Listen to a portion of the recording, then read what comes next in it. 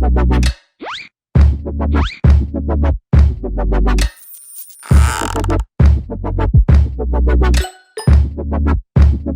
everyone, Board Game Brody here. I have this new prototype copy of a very scary themed game, Nightmare Cathedral by Board and Dice.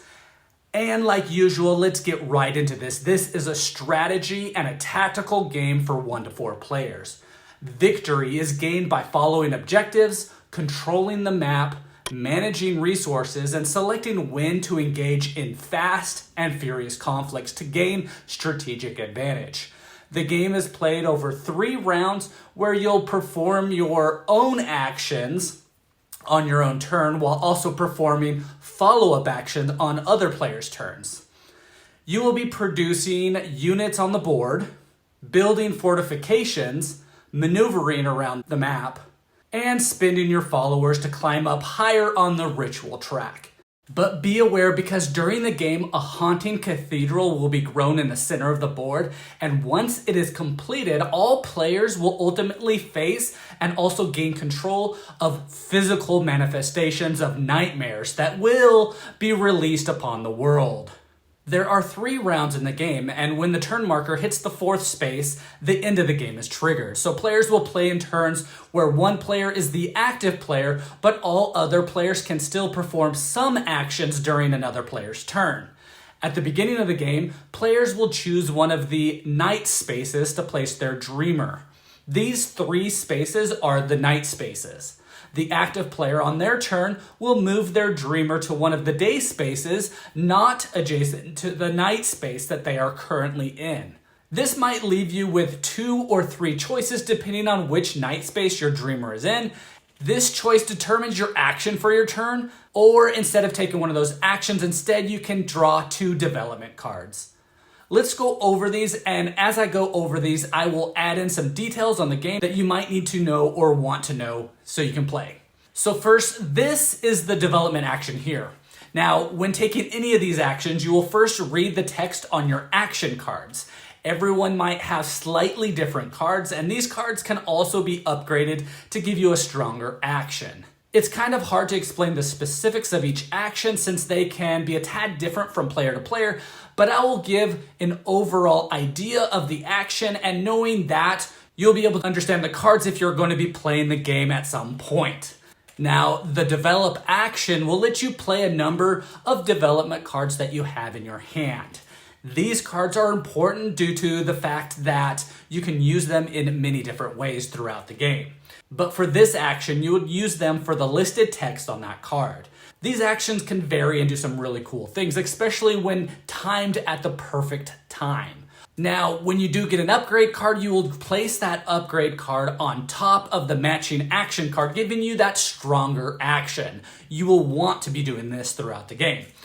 This here is the fortify action, and you should know that the icon on the board will match the icon on your card for each of these actions. I forgot to mention that earlier. The fortify action will let you turn your followers, which are the basic units that you'll be using in the game to control the areas on the board. The board is full of different areas, and when starting the game, you will have control of one of the corner spots with 2 followers. Those are the basic units. 1 shaper, which I will explain soon, but they are used to convert other units to become your own unit, and a fort with a fortress marker. The fortress marker just means that it can never be taken from you, and you will win any conflicts in this area. Then you will either control one of the areas adjacent to where the cathedral will be formed. If so, you will start with 1 follower here, or any other area will have 2 followers. Forts can increase their levels up to 3. You'll be placing those pieces on top of each other. And at the end of the game, a fort with 2 levels is worth 1 point, and a fort with 3 levels is worth 2 points. Forts make it easier to control an area. And an area is controlled when at least 1 fort level is present, but if no fort is present, then whoever has more followers than any other side, they control that area. If tied, no one controls that area. This also includes shadows. Shadows are neutral units that all players want to use to their advantage. No one player controls them, and they are removed and added to areas depending on cards played and actions performed during the game. They are treated as units in the game, just no one technically controls them. They can be used to overflow an area of another player, causing a conflict, or used to change its unit type to one of your own followers when your shaper is present. Shapers and nightmares are not considered units. They never control an area or provide presence and never interact with units unless explicitly stated. This is all the different types of units in the game. There is a maximum of 3 units allowed in an area, not including your shaper. And same with the shadows, a maximum of 3 in each area. Again, some upgrades can change this rule. Anyways, the fortify action will let you build forts.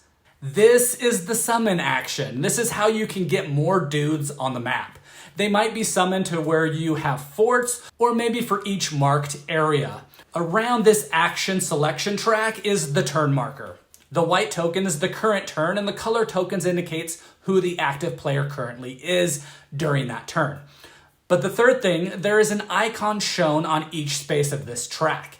The spaces on the board that match the icon shown where the white token is at are called marked areas. And these marked areas change from turn to turn and are important during the game. But if marked areas produces units, then each player who controls each of those areas, even shadows, will have a unit produced there. This action is the perform ritual action. This is the ritual track here. Each player has 2 tokens to move up, and the further that you move up on this track, the more points you can earn for the end of the game. And some bonus actions are earned when moving up as well. This action will let you climb up on this track in certain ways. And lots of times this action will require planning because you will most likely be sacrificing followers in specific locations that have a matching icon on the next space on the track. So remove the follower and then you move up on the track. If you don't have any units in a location that matches an icon that you need to move up on, then you won't be able to continue moving up on this track. You can usually spend as many followers as you would like to move up either token on this track. There will be times where you will get free steps either before or after you spend units. And this can help fill in those blanks, but again, you most likely need to plan this out. Also, some spaces list 2 icons, in which you will need both of those to move up on that space. Or again, use a free movement action to do so. Also, there are gray, blue, and red spots on this board. Each will have some added rules when moving up on the track in different ways. Another example to move up on this track are when nightmares come into effect. But your card or the other cards will list the rules of moving into certain colored spaces on this track. It will clarify everything. In addition, you will have followers placed in limbo when they are removed during conflicts, and you will be able to then spend 3 of your followers that are in limbo to move up 1 space on the track, either gray or blue. Again, when you get to a spot with a listed bonus, you will perform it before continuing on further. You might gain a bonus of movement points, which allows you to move your units, or maybe adding a fort level to an area that you control, or moving your shaper and then performing a conversion, which means taking any one other unit of another player or a shadow to remove from that area to then replace it with one of your own followers. Or maybe you produce 2 followers to add to areas you control. Or lastly, another bonus you can get on this track is to command a nightmare. Commanding a nightmare is only available during stage 2 and later in the game. At the end of each active player's turn, that player will take the next closest piece of the cathedral and place it in the cathedral area in the center of the board to construct that cathedral. This will also unlock additional bonus actions like producing units, each player moving their shaper, climbing on the ritual track, or adding shadows to any area on the board. When the space with the 2 on it is reached, stage 2 development cards and dream cards are now used in the game. Bigger and better things will start happening. Once all cathedral pieces are placed on the board, nightmares will then enter the game. The cathedral track board will be flipped over and is now known as the devoured unit side.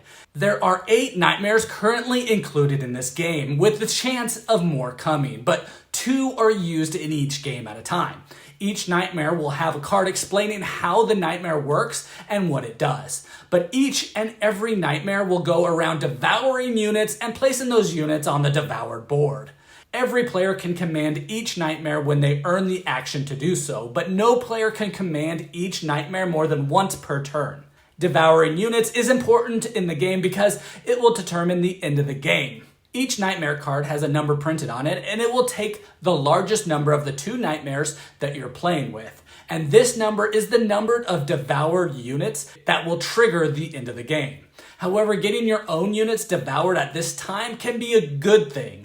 The player with the most devoured units will score 8 points at the end of the game, and the second most will gain 5, and the third will gain 3, and the fewest will gain 2. Also, shadows will count as a position, so if there are more shadows in the devoured area, then no one will get 8 points, and the player with the second most will gain those 5 points, and so on. Now, using nightmares to your advantage during the second stage of the game is huge. The 8 points is a lot of points in this game because this game isn't a game where you will score a ton of points. Anyways, let's get back to the actions. The last action that you can perform is the maneuver action.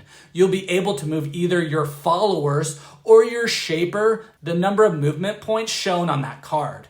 You can spin them all on one unit or spread them around to any of your units.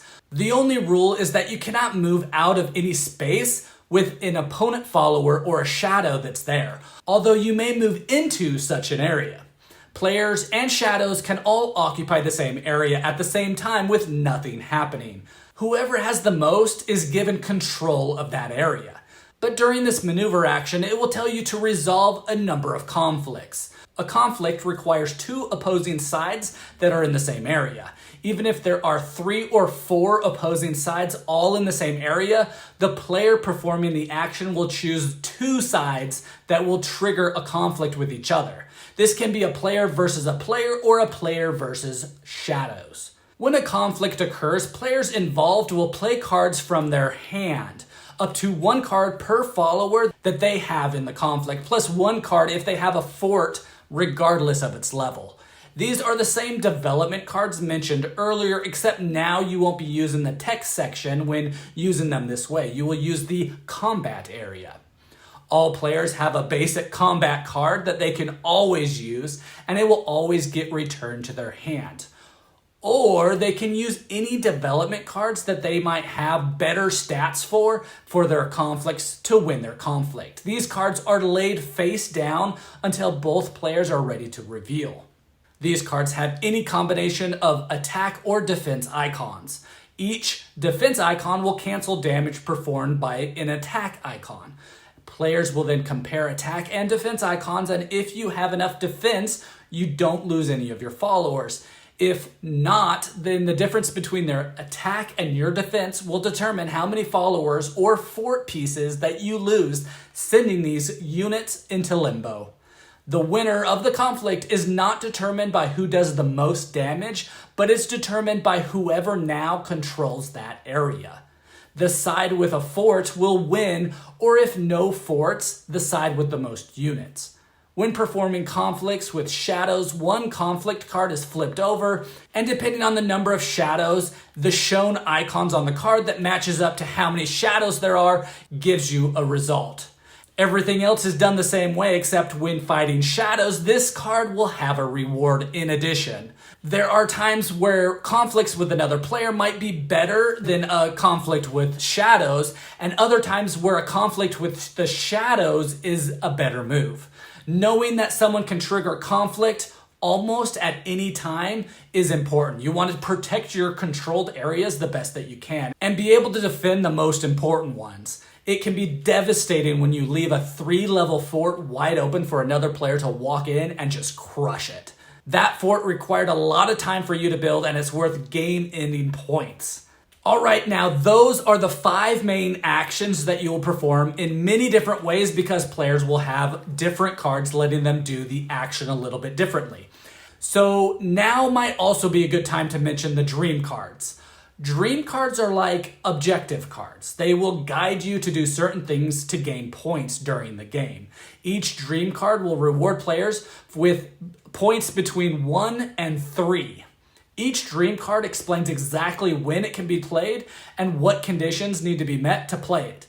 When playing and resolving it, you will add it to your personal dream card discard pile. players will have a maximum of 2 dream cards at a time in their hand and will be able to cycle through them when they are the active player to get cards that they can actually achieve. All right, now back to the turn structure. So move your dreamer to a day space, not adjacent to its current night space. You'll perform the action shown on your card. Then you can discard any unwanted dream cards to the bottom of the deck and take replacements either from the face-up cards or one random off the top. And you will do this until you have 2 cards. Then you will need to discard down to 8 development cards if you have more than 8. You will then resolve any end of turn effects. At this time, all inactive players will then take turns beginning with the player to the left of the active player, and they are all able to react. Players react by either conforming or dissenting. And you will do this by looking at the card of the same action that the active player just took and doing what it says under conform or dissent. In addition, you can always pass. Now, when trying to choose if you want to conform or dissent, you will need to check out where your dreamer is located on the board. If your dreamer is on a night space adjacent to the current day action, you may do the conform action or the dissent action. If not adjacent to the current day action, you will always be able to dissent. These abilities can change when upgrading your cards as well. So during a player's turn, all players will do an action matching the current chosen action, just in different ways and degrees of doing it. After all players do their react action, you will move your dreamer to the right space shown by the arrows, and this will set up which actions you can take your following turn. So be aware that your chosen action will narrow down your choices for your next turn.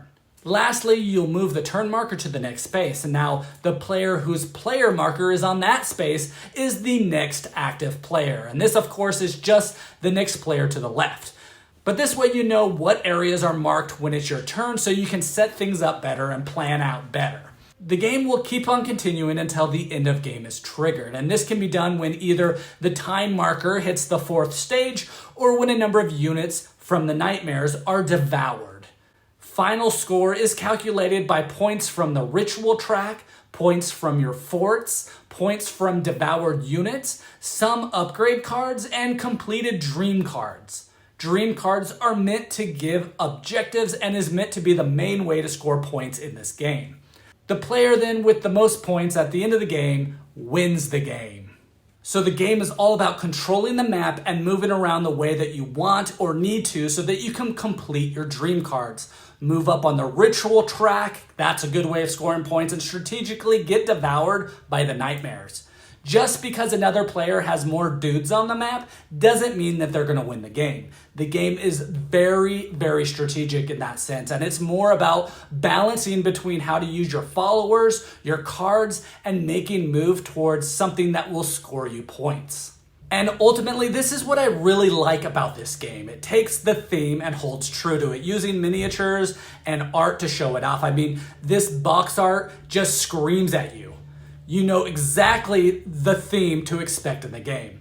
But then the game just surprises you because it's a totally strategic game that doesn't mean whoever controls the most of the map wins. It's way more than that.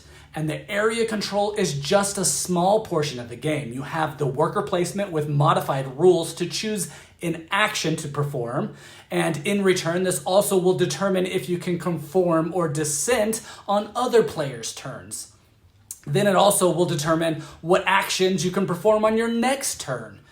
This is all huge in this game, controlling where your worker goes. And the game also tries to make all this information available for you to make these decisions. Like player markers are laid out so that you can see what icon is marked on that turn. Or there are dream cards laid out so that if you want to keep a heads up, you can read them beforehand, and if you already completed them, then you can quickly get them to get quick points.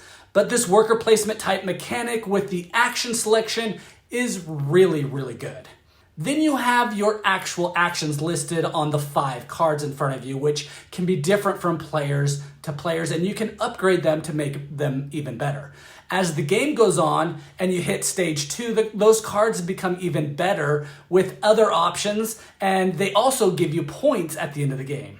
Your followers are used in different ways. It can be easy to just throw more followers on the board, but usually when doing that, you're not taking advantage of all the other awesome actions that you could do with them. So understanding that you having more followers can actually help you with conflicts, but only if you have cards in your hand to use. Followers help with the ritual track movement as well, so planning out which areas your followers are in is important for that. And having dudes on the map for the nightmares to devour can be very important. This brings me to the nightmares now. Each nightmare is different and changes how you might play the game. Some will help you move on the ritual track, others will cause lots of conflicts on the map, others for a more strategic game end, others make it a fierce competition for the devoured units. And others will focus on card drawing. So the nightmares that you choose in the game may enhance a certain aspect of the gameplay over another. And the combination of using the two just changes things up so it's not exactly the same every time. The art is from Czesław Baszyński from Poland. A lot of his art and paintings were placed in museums, and many of his paintings were painted in the mid-60s. This is one of those games that may draw people into it because of the art, which is awesome. But these people will also absolutely stay and play the game because the gameplay just keeps the game interesting and strategic. If you want a game that has a dark theme but still has some awesome Euro mechanics involved with it that'll keep your brain spinning, then this is definitely the game for you.